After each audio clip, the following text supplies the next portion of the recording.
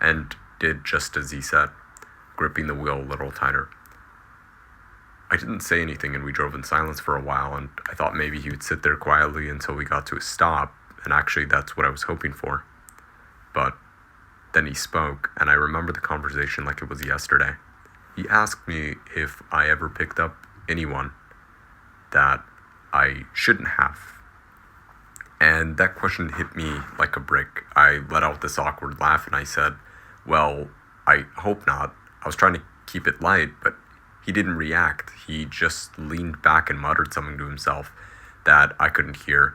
Then he started going on about how he used to be an Uber driver and he quit because some punks stole stuff from his car, and he was slurring his words a little bit, so I couldn't make out everything he said, but I got the gist of the story for the most part.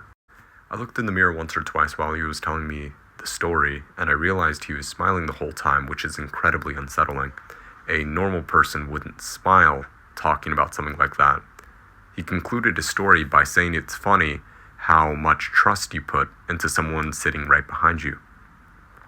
That comment was what did it for me. I started thinking about him as more of a threat than just some crazy drug addict. And unfortunately, there isn't much I could do about it. I could feel my pulse speed up. I kept my eyes on the road, but my mind was spinning. I glanced at the GPS, focusing on the destination like it was some kind of lifeline. But the guy did not know when to stop talking. He kept babbling about nonsense. Some of it was concerning and some of it was just gibberish, but I honestly couldn't keep up. Eventually, he started apologizing to someone, although I don't think it was me.